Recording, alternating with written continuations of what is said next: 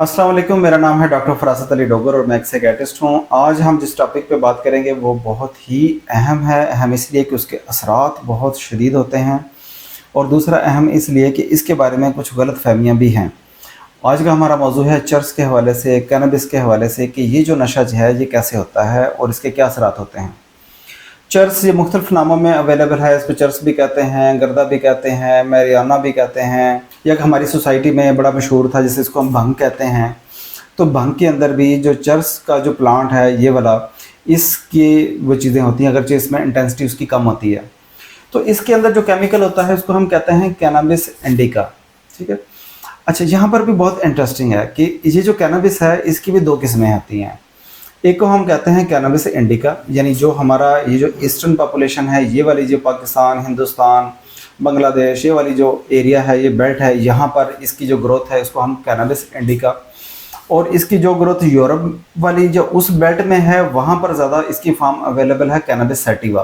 ठीक है। एक कैनाबिस यानी उस चर्च के अंदर जो एक्चुअल ड्रग है, जो नशावर चीज़ है कैनाबिस, और उसकी दो मुख्तलिफ किस्में, एक को हम कैनाबिस इंडिका कहते हैं जो कि इस हमारी पॉपुलेशन में, और दूसरा जो यूरोपियन पॉपुलेशन में। इन दोनों के असरात में बड़ा फ़र्क है।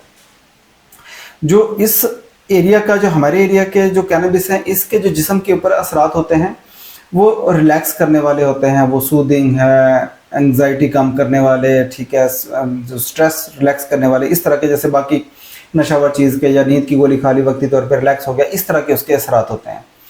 लेकिन जो दूसरी उसकी वैरायटी है उसके जो असरात होते हैं वो अग्रेशन, वायलेंस, ठीक है जी, टेम्परामेंट कंट्रोल, जो सेल्फ कंट्रोल के इश्यूज हैं उसके अंदर वो आने शुरू हो जाते हैं। ये तो मैंने एक ब्रीफ इंट्रोडक्शन दिया कि कैनबिस, ये जो चर्च जिसको आम ज़बान में हम कहते हैं, ये होती क्या है और उसकी वैरायटीज़ क्या हैं।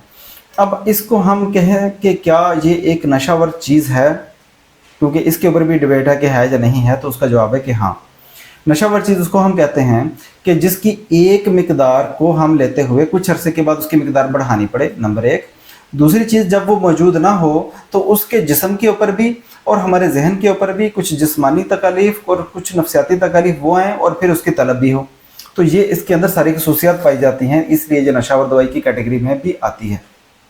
अच्छा, अब इसके एज ए एडिक्टिव हमारे जिस्म के ऊपर क्या असरात होते हैं। जैसे बहुत सारी नशावर चीज़ों के हवाले से है कि इसके अंदर बंदा सिर्फ इस तरफ रुझान हो जाता है, उसकी बाकी ज़िंदगी के अंदर दिलचस्पी कम हो जाती है। ठीक है, वो सारा दिन इस चीज़ के सर्च में रहता है, हर वक्त नशे के हवाले से चीज़ें, ठीक है, हर वक्त उसके बारे में सोचना, उसकी अवेलेबिलिटी ना हो तो बहुत ज़्यादा परेशान हो जाना। तो याद रखें कि इसके अंदर ऐसी इतनी सारी चीज़ें नहीं होती। ठीक है। अच्छा, अब क्या है, ये बहुत इंटरेस्टिंग चीज़ है कि अगर हम इसको एज ए एडिक्टिव देखें, यानी नशावर चीज़ के तौर पे देखें, तो ये वीकली एडिक्टिव है, बड़ी कमज़ोर नशावर है। इसकी एडिक्शन होती है बिल्कुल, जैसे मैंने कहा कि नशावर चीज़ों के हवाले से, लेकिन इतनी स्ट्रॉन्ग नहीं होती।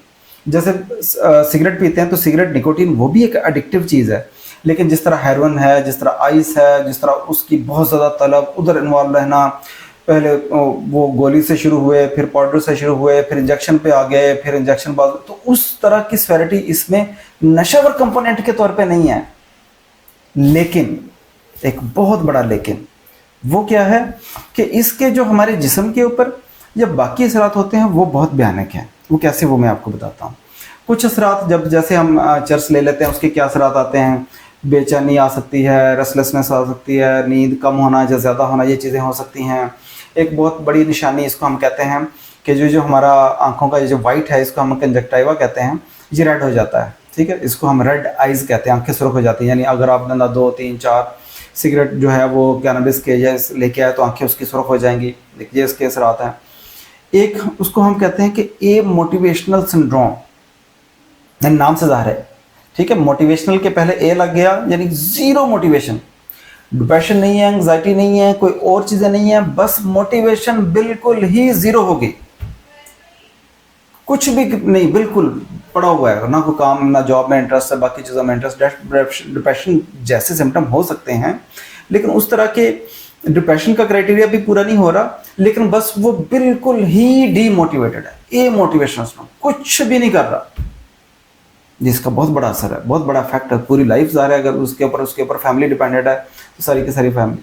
दूसरी चीज़ है कि ये साइकोसिस जिसको हम स्किज़ोफ्रेनिया कहते हैं या साइकोटिक इलनेस या ड्रग इंड्यूस साइकोसिस, ठीक है, यहाँ पर भी मैं एक चीज़ वाज़ेह कर दूँ कि नशावर कंपोनेंट के तौर पे इसको हम देखें तो मैंने कहा कि ये एक कमज़ोर नशावर, लेकिन उसका जहन के ऊपर अगर हम असरात देखें जैसे साइकोसिस, शिज़ोफ्रेनिया, साइकोटिक सिम्टम्स, इस सूरत में ये मोटिवेशन की सूरत में या बाकी असरात देखें तो उसमें ये बाकी नशावर चीज़ों के मुकाबले में ज़्यादा स्ट्रॉन्ग है, ठीक है। सबसे स्ट्रॉन्गली जो चीज़ें, यानी एक है कि नशा होना और उसकी चीज़ें, और एक हम आम जुबान में कह देते हैं कि एक ये कि नशा दिमाग पर असर कर गया। वो असर करने से हम समझाने के लिए हम लफ्ज़ इस्तेमाल करते हैं, वगरना हमारा मतलब ये होता है कि इससे साइकोसिस, इससे शिज़ोफ्रेनिया। अब साइकोसिस क्या होती है? शिज़ोफ्रेनिया, साइकोटिक सिम्टम्स, इसमें अजीबोगरीब सोचें, अजीबोगरीब ख्यालात और उसके ऊपर पक्का यकीन हो जाता है। जैसे ये बंदा है, ये मुझे जान से मारना चाहता है, मेरे खिलाफ पड़ा हुआ है, एजेंसियाँ मेरे खिलाफ हैं, मेरे दिमाग के अंदर चिप है, वगैरह वगैरह वगैरह, या कोई चीज़ मौजूद नहीं है, उसकी आवाज़ें आना शुरू हो जाती हैं, तो इसको हम साइकोसिस कहते हैं। आवाज़ें आने को हेलुसिनेशंस और इस तरह की सोचें और उनके ऊपर पक्का यकीन, इसको हम डिल्यूजन्स कहते हैं, ठीक है। ये किसी तरह अजीबोगरीब सोचों में अपने ही लाइफ पार्टनर के ऊपर बहुत ज़्यादा शक होना शुरू हो जाता है, तो ये एक साइकोसिस कैटेगरी है। और तमाम नशावर चीज़ों में जो ज़्यादा स्ट्रॉन्गली एसोसिएटेड हैं ये चीज़ें पैदा करने के हवाले से, वो चर्स, वो कैनबिस है। यानी इस तरफ से देखें तो लोग कहते हैं कि ठीक है जी, मैं कभी ले लेता हूँ, कभी नहीं लेता, मेरे अंदर इसके ऊपर बहुत कंट्रोल है, तो ठीक है, कहीं किसी हद तक उसकी बात ठीक है। लेकिन उसकी ज़रा दूसरी तरफ के हम इफेक्ट देखें जो कि बहुत ही बुरे हैं, बहुत ही भयानक है, और उसके नतीजे में सारी लाइफ जो है वो सारी की सारी ख़राब हो जाती है, ठीक है। तो ये बहुत बड़ा मिथ है चर्च के बारे में, और इसको हम कि जी ये इतना स्ट्रॉन्ग नशा नहीं है और इसका कोई मसला नहीं होता, मेरे ऊपर सेल्फ कंट्रोल है, ठीक है, तो उसके इफेक्ट बहुत बुरे हैं, ठीक है। अब हम आते हैं कि इसको छोड़ने के हवाले से क्या तरीकाकार है और उसमें किस तरीके से इससे जान छुड़ाई जा सकती है, ठीक है। जैसे अभी मैंने अर्ज़ किया कि चूँकि इसको अगर हम छोड़ भी दें तो इसके ऊपर वक्ती तौर पर बहुत ज़्यादा बुरे असरात जो है वो नहीं आते, जैसे बाकी नशावर चीज़ों के हवाले से। हेरोइन पाउडर को छोड़ें तो उसके ऊपर बहुत ज़्यादा तकलीफ़ होती है, दर्दें, नींद, आंखों से पानी, नाक से पानी, बाकी चीज़ें। इसमें ऐसा नहीं होता, इसमें बेचैनी होती है, इसमें रेस्टलेसनेस होती है, इसमें एजिटेशन होती है, गुस्सा बढ़ जाता है, बार बार क्रेविंग होती है, ठीक है। बात बात पर लड़ाई करने के हवाले से मतलब बहाना ढूंढता है कि बहाने से लड़ाई करता है, और उस लड़ाई में कहता है कि जी चूँकि लड़ाई किया तो साइड पे जाके जो है ना वो ये वाले सिगरेट लगा लिए, पक्के सिगरेट लगा लिए और बाकी चीज़ें, ठीक है। तो चूँकि ये चीज़ें, यानी इसके अंदर नशा भी शामिल है, लेकिन इसके अंदर आदत भी शामिल है, और इसके अंदर स्ट्रेस कोपिंग भी शामिल है। तो इसको छोड़ने के हवाले से देखना पड़ेगा हमें कि किन किन सिचुएशन, कौन कौन से इसके हवाले से ट्रिगर्स हैं, उनको हमने आइडेंटिफाई करना है, और उसके छोड़ने के हवाले से जो तकलीफ होती है, क्रेविंग होती है, लेकिन इतनी स्ट्रॉन्ग नहीं होती, उसको मैनेज किया जा सकता है। कैसे मैनेज करना, उसकी भी एक दो टेक्निक्स आपको बताता हूँ। और इसके जिन जिन चीज़ों को ओवरकम करने के लिए बंदा लेता है उनको आइडेंटिफाई करना है। और तीसरा बड़ा डोमेन इसमें आ जाता है कि उसके जो हमारे जिस्म के ऊपर असरात पड़े हैं, जैसे अगर मसलन साइकोसिस है या ए मोटिवेशनल सिंड्रोम है या कोई और चीज़ है, तो उसको देखते हुए उसको मैनेज करना है, ठीक है। तो जो हमारी क्रेविंग या जो उसकी आदत के हवाले से जो हमारे क्लिनिकल साइकोलॉजिस्ट हैं वो बहुत ज़्यादा हेल्प कर देते हैं कि इसकी टेक्निक्स को मैनेज करने के हवाले से। जैसे एक लॉन्ग शावर बाथ टेक्निक है, उससे चीज़ें काफ़ी हद तक मैनेज हो जाती हैं। रिलैक्सेशन टेक्निक्स होती हैं, उसमें साइकोलॉजिस्ट काफ़ी हद तक हेल्प कर देते हैं। नशा छोड़ने के हवाले से जो बहुत ज़्यादा बेचैनी होती है, रेस्टलेसनेस, एजिटेशन, एंगर, उसको भी मेडिसिन के ज़रिए कंट्रोल किया जा सकता है, वो चीज़ें हो जाती हैं। और अगर साइकोटिक सिम्टम आ जाए तो फिर हमें एंटीसाइकोटिक देनी पड़ती हैं, ठीक हो गई।